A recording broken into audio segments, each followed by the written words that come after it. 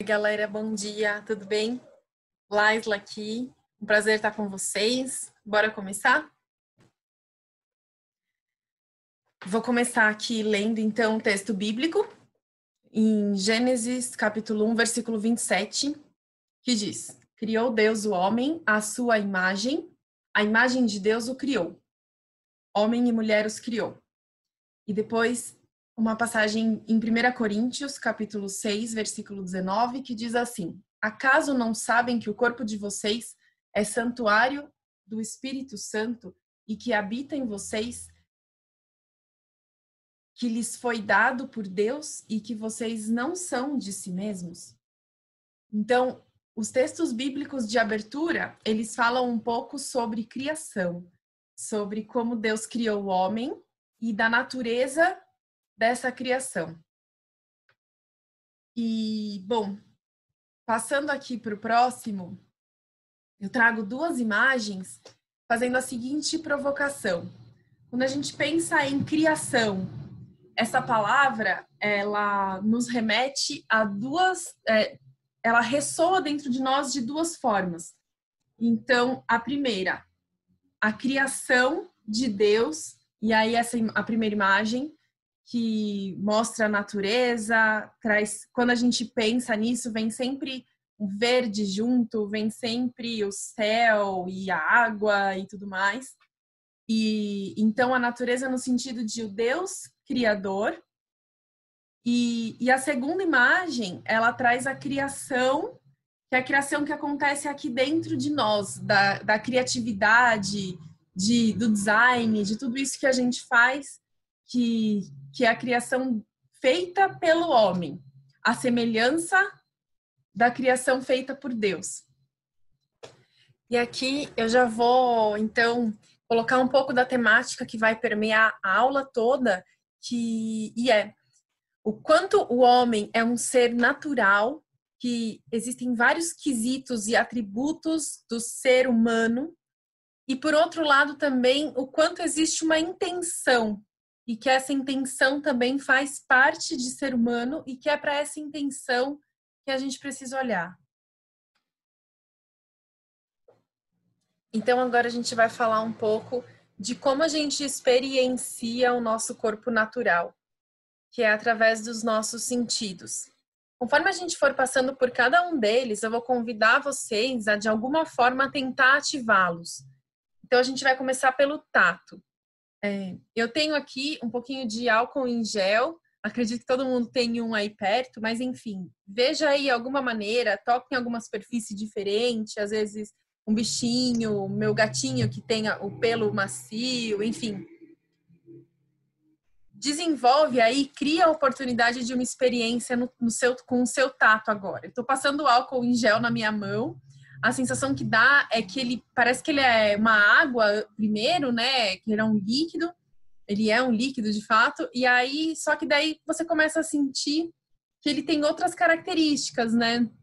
De repente, aquela onde você passou, ele começa a ficar especialmente gelado. Você começa a sentir o toque com o ar que passa naquela superfície do seu corpo, e aí você percebe que rapidamente aquilo evapora, e aí aquela sensação já não é mais a mesma. Aquele geladinho que ele provocou já começa a sumir, e a sua pele começa a ficar seca novamente. Bom, o segundo sentido que a gente vai colocar aí um pouquinho para experienciar, para sentir agora especialmente, é o da visão. Aqui nessa experiência que a gente usa, além do som, então, a gente usa a experiência da visão. Então, vocês estão vendo aí um slide, repara que cores que ele tem, como que é feito o formato dele, o que que ele provoca em você. E que mais? Dá uma olhada no seu entorno, às vezes se tiver alguém perto de você, troca olhares, vê como que essa troca de olhares ressoa dentro de você, enfim, experiencia um pouco esse segundo sentido. O terceiro sentido que aparece aí é o paladar. É aquilo que a gente sente na nossa boca, quando a gente se alimenta. E às vezes quando a gente não se alimenta também, o paladar fica meio ruim. Aí eu trouxe aqui, para exemplificar, uma barra de chocolate, que já está aberta. E quando a gente come, quando a gente coloca uma coisa na boca, seja ela boa, seja ela ruim, ela gera uma série de sensações na gente. Então, vou fazer um grande sacrifício agora, pegar um pedacinho desse chocolate. Dentro da boca, ele gera uma porção de sabores e de sensações. É uma outra forma da gente se conectar com o nosso mundo físico. O paladar. A quarta forma é o nosso olfato. Aquilo que a gente sente através das nossas narinas.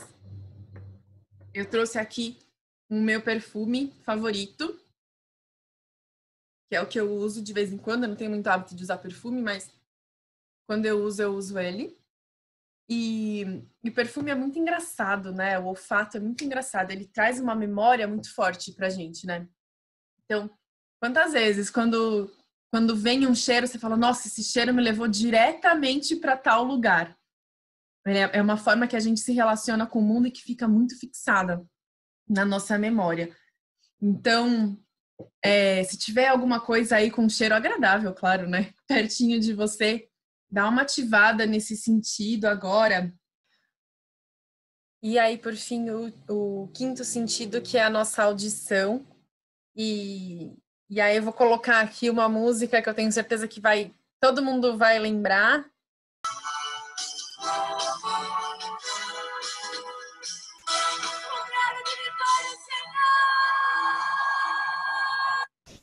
E essa voz, então, da Ana Paula Valadão, né, que é super marcante. Então, aí, um quinto sentido que remete a gente várias coisas, e nesse caso, alegria, comunhão, a gente tá junto. E aí, a gente falou um pouco, então, dos nossos 5 sentidos, e agora a gente vai falar do significado da palavra sentido, compreendido de uma outra forma. A palavra sentido, como eu disse lá no começo, que a gente traria sempre duas formas de interpretar cada uma dessas palavras. A palavra sentido, então, ela remete à forma como a gente se comunica com o mundo, as formas que a gente consegue ler o mundo, e ela também nos remete um sentido, um caminho, uma forma de agir, uma escolha, né? E aí, então, fazendo o link com aquela primeira parte que eu tinha colocado, de uma coisa mais subjetiva, eu queria trazer, então, aqui que o que a gente lê no mundo, a forma com que a gente se relaciona com o mundo e o que isso traz para a gente, também vai interferir na forma como a gente age e se posiciona. Isso vai interferir na forma como a gente lida com o mundo e o que a gente faz nele, né? E, bom, aí eu trago aqui uma definição de dicionário mesmo da palavra instinto, que ela vem derivada, então, dessa forma com que a gente lê o mundo, né? Vamos lá. Instinto é um substantivo masculino. Impulso interior, que faz um animal executar inconscientemente atos adequados às necessidades de sobrevivência própria, da sua própria espécie ou da sua prole. E 2 é o impulso natural, que independe da razão, que faz o indivíduo agir com uma finalidade específica. O instinto, ele está muito relacionado com isso que a gente está falando até aqui, que é a natureza animal do homem, a forma como o homem ou qualquer ser vivo se relaciona, que tem a ver com os nossos sentidos, e isso tudo junto vem da nossa história como seres humanos, como humanidade, no decorrer desses séculos todos, isso vai se desenvolvendo e cria em nós um instinto. É algo inato, algo que vem de nós, da nossa natureza.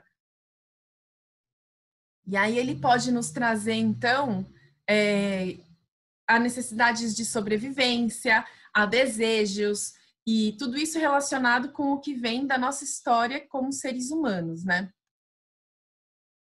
E aí, eu trago aqui um ponto que é o da corrupção. E agora, finalmente, a gente chega na temática da aula, que é como essa formação de seres humanos que decorre dos nossos instintos e das nossas naturezas, como isso é corruptível e se corrompeu factualmente.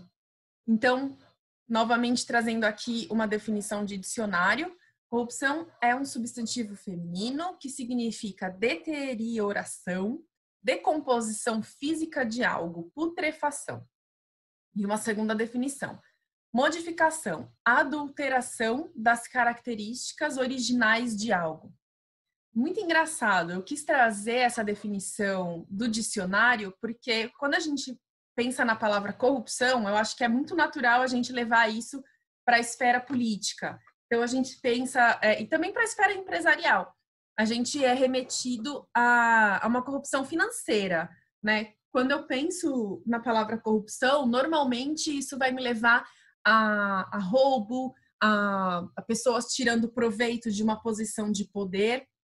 Mas isso, na verdade, essa primeira coisa que nos remete, ela é a consequência da corrupção, porque a corrupção em si, ela é a adulteração de alguma daquelas características originais inerentes a ser humano. Então, está muito relacionada a adulterar aqueles sentidos e aqueles instintos que a gente vinha falando antes. Então, vamos falar um pouquinho de quais são esses instintos e aí, ao mesmo tempo, convido vocês a irem pensando aí comigo da corrupção desses instintos. Então, a autopreservação.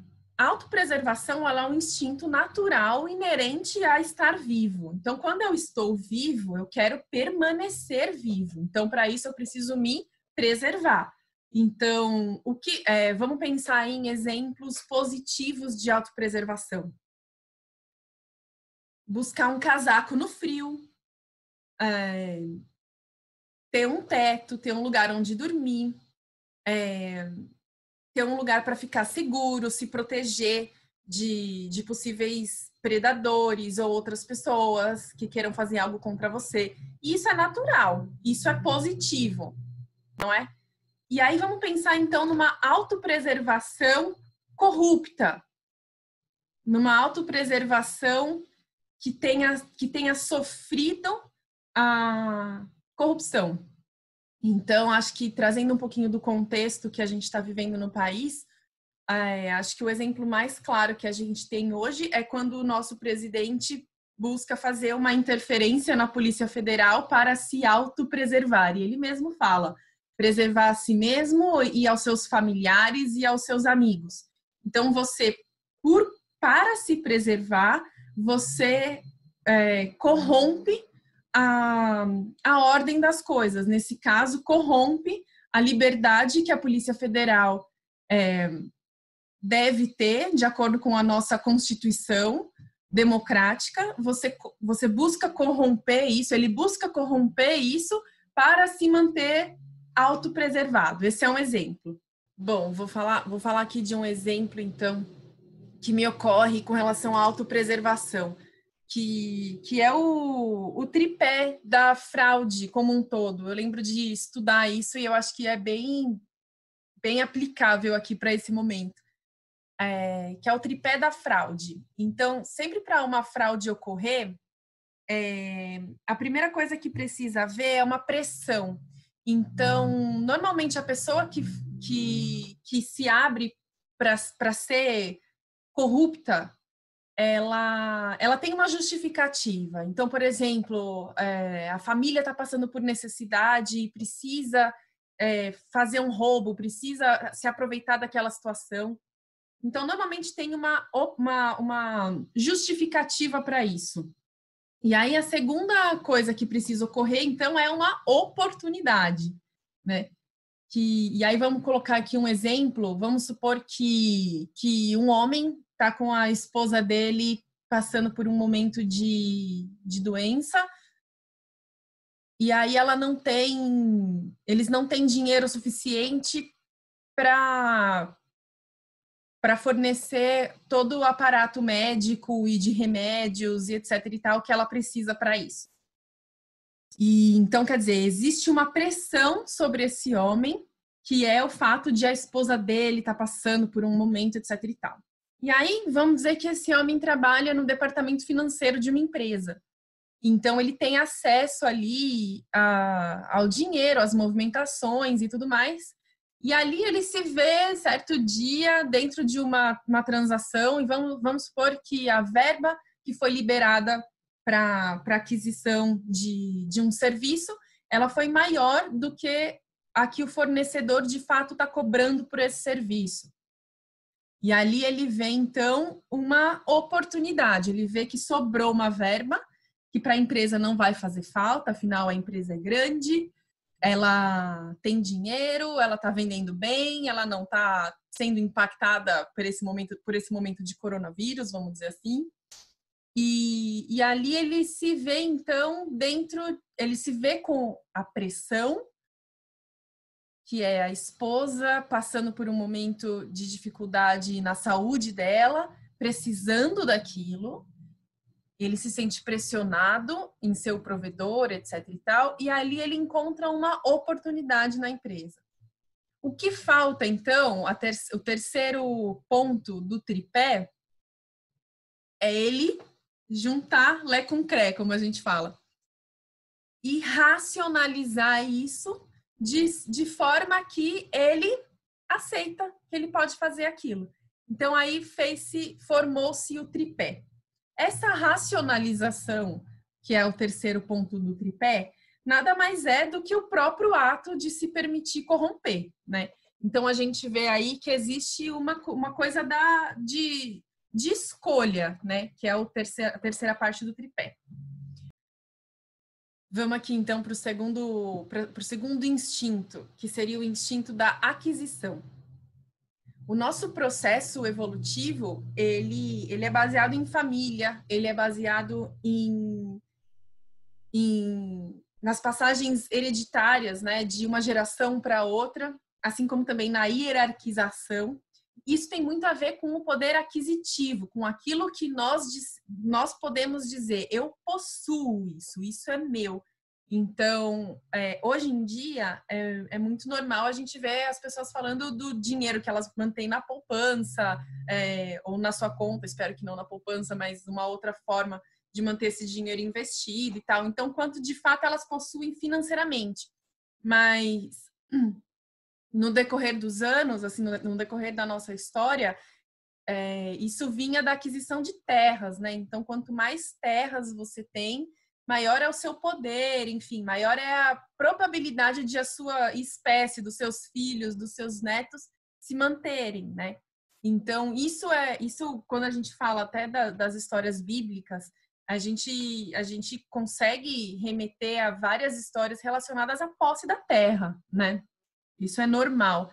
Agora, vamos falar da aquisição corrupta, aquisição que passou pela corrupção do ser humano que adquire. Então, me vem à memória aqui a compra excessiva de coisas que a gente não usa, né? Então, com uma certa frequência, acredito que todos nós conseguem trazer isso na sua memória, a gente precisa parar e falar assim, não, eu vou reorganizar o meu armário, eu vou rever as coisas que eu possuo, porque eu tenho mais coisas do que eu consigo guardar, eu tenho mais coisas do que eu uso. E isso pode chegar num ponto de ser patológico, né?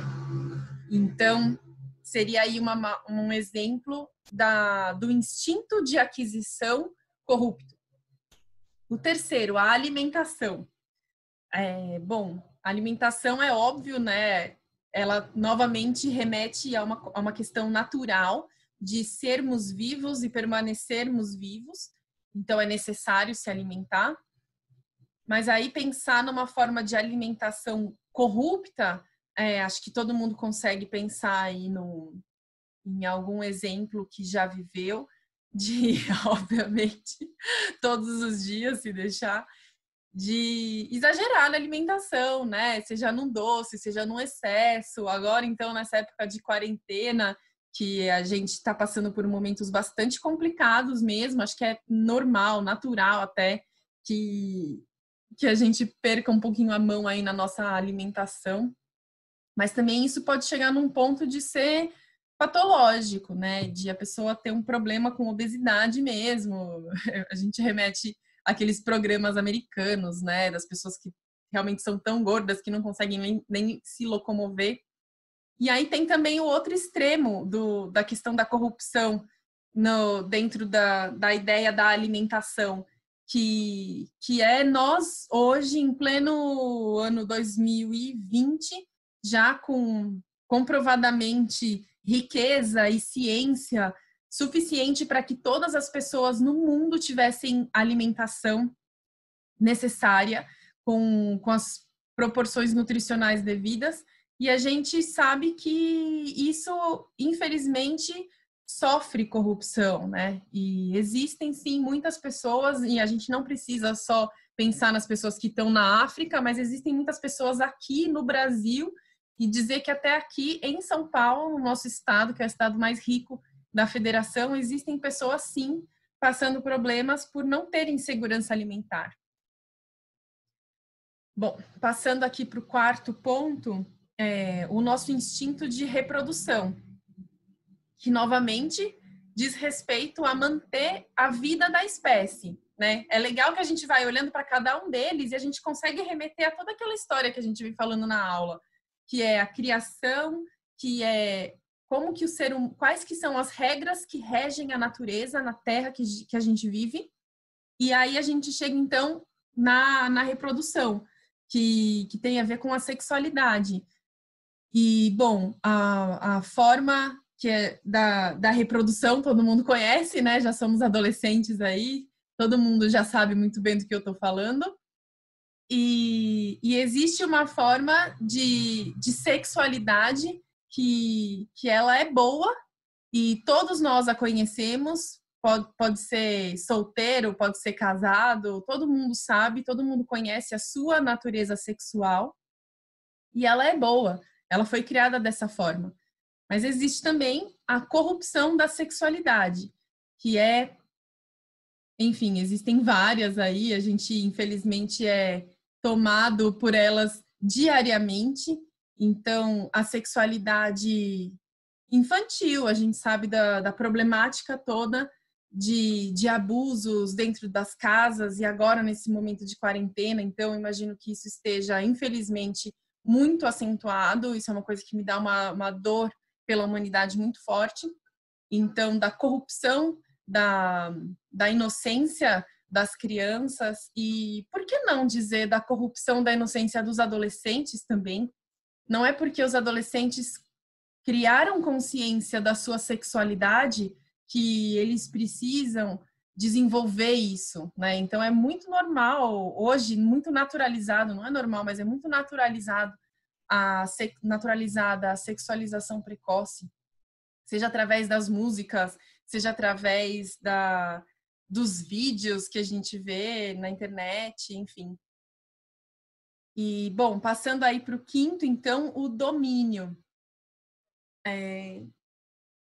Isso me remete um pouco ao segundo ponto, que é o da aquisição, mas o domínio ele tem muito a ver com poder, com estruturas de poder. Então, as estruturas de hierarquia, elas entram nesse pilar do domínio. Existem vários livros que falam sobre as estruturas de poder, sobre como até a nossa forma de nos colocar, né? Então, quando numa reunião uma pessoa está sentada de forma mais confortável, assim, com os ombros abertos, e aí tem uma outra pessoa na sala que ela está com o ombro mais acolhido, etc e tal. Você não precisa nem saber qual que é a hierarquia, falando, no ambiente empresarial. Você não precisa nem saber quem é o chefe, quem é o subordinado. A própria postura corporal, ela diz isso para você. Isso também é uma questão natural, é uma questão da evolução, né? Então, as pesquisas aí mostram que dentro das comunidades dos macacos isso existe, enfim. As estruturas de poder, elas são boas porque elas ajudam a sociedade, a comunidade a evoluir. mas por outro lado elas também podem ser corrompidas. E a gente teve um exemplo aí, vou até buscar aqui o nome da pessoa, nessa semana que está muito latente, que foi lá nos Estados Unidos, um policial matando um homem negro, sufocado, porque ele ficou ajoelhado no pescoço do homem durante 5 minutos. É George Floyd, o nome do homem que foi assassinado por um policial. E, novamente, a gente não precisa ir lá para os Estados Unidos ou ir para outros lugares para falar de problemas como esse. Isso é mais do que recorrente dentro da nossa sociedade, isso está muito próximo da gente. Aconteceu há poucas semanas aquele garoto, o João, que foi assassinado dentro de uma favela a tiros no Rio de Janeiro. E, de novo, isso acontece muito. E aqui dentro a gente está falando, então, de estruturas sociais que envolvem racismo, que envolvem questões de gênero também. Então, esses são alguns exemplos do instinto de domínio corrompido, corrupto. Se é somente para essa vida que temos esperança em Cristo, dentre todos os homens somos os mais dignos de compaixão. Mas, de fato, Cristo ressuscitou dentre os mortos, sendo as primícias dentre aqueles que dormiram. Visto que a morte veio por meio de um só homem, também a ressurreição dos mortos veio por meio de um só homem. Pois da mesma forma como em Adão todos morrem, em Cristo todos serão vivificados. E aqui então eu vou fazer uma pausa para falar daquela questão da subjetividade. Naturalmente, por questões da nossa própria natureza, da vida na Terra, todos nós vamos morrer, isso é fato. Tudo nasce, tudo vive e tudo morre. Assim como uma planta normalmente tem um ciclo de vida inferior ao nosso, uma tartaruga tem um ciclo de vida superior ao nosso, cada um de nós tem aí um período que ele vai estar vivo e depois ele vai morrer. Mas a nossa matéria continua se ciclando e aí outros seres vão surgir daquela matéria e por aí vai. Esse é o ciclo natural sob o qual somos regidos na Terra. Mas aqui a gente está falando de um outro tipo de morte. Aqui a gente está falando da morte proveniente do pecado, da morte no sentido de separação do Deus Criador. Então, aqui, voltando, visto que a morte veio por meio de um só homem, e aqui a gente está falando de quando a morte, de quando a corrupção entra no ser humano através do pecado, também a ressurreição dos mortos veio por meio de um só homem. E aqui a gente está falando então de Cristo. Da ressurreição no sentido de sermos capazes, através do sacrifício de Cristo, de nos desvincularmos do pecado, de podermos nos religar ao Deus Criador. Quando, porém, o que é corruptível se revestir de incorruptibilidade e o que é mortal de imortalidade, então se cumprirá a palavra que está escrita: a morte foi destruída pela vitória. Onde está, ó morte, a sua vitória? Onde está, ó morte, o seu aguilhão? O aguilhão da morte é o pecado, e a força do pecado é a lei. Mas graças a Deus, que nos dá a vitória por meio do nosso Senhor Jesus Cristo. Esse final, esses versículos aqui do final do capítulo 15 de 1 Coríntios, eles falam para a gente da possibilidade de, através do sacrifício de Cristo, viver essa vitória, viver hoje aqui na Terra, debaixo das leis que a gente falou até então, viver distante do pecado, vivermos incorruptíveis. Essa palavra nos remete ao sacrifício de Cristo e ao futuro das coisas, mas ela também fala da possibilidade de vivermos hoje, aqui, uma vida sem corrupção. Deixo aqui um convite para vocês, adolescentes, não deixarem de buscar se manterem informados sobre o que acontece hoje no nosso mundo, dentro do nosso país, mas também em outros lugares. A gente tem acesso aí a muita informação e depende da gente também manter o nosso acesso à informação, bom ou corrupto. Então, deixo um convite aqui a vocês. Eu sei que todo mundo tem acesso à internet, passa bastante tempo no computador, e aí, então, faz parte de uma escolha nossa o tipo de conteúdo que a gente vai absorver. A gente pode sim e deve passar um tempo ali vendo videozinho de gatinho, vendo videozinho de receita, ouvindo música, isso é excelente, mas a gente também pode e deve se manter informado sobre o que está acontecendo, e a gente também pode e deve investir tempo de qualidade no nosso relacionamento com Deus.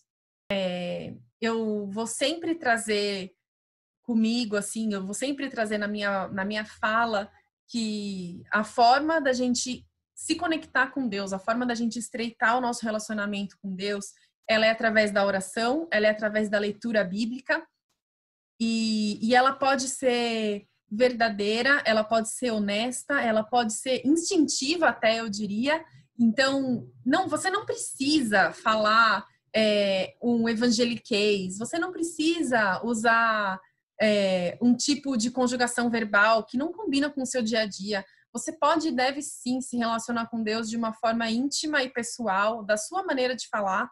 É bom a gente se manter informado, busque se manter informado. A gente está passando por um momento histórico. Daqui a alguns anos você vai olhar para trás e vai falar: uau, eu passei por um momento que realmente foi transformador para o mundo. Então, lembra disso, busca se informar do que está acontecendo no mundo. Ao mesmo tempo, também busca coisas boas para você. Não é porque a gente é evangélico que a gente não pode se divertir, pelo contrário, né? A gente tem mais aqui ser feliz e sorrir e aproveitar da vida. Lembra aí um pouco do livro de Eclesiastes? Vamos aproveitar esse momento da melhor forma possível, tá? Então, busca se manter conectado com as pessoas que estão perto de você na vida offline.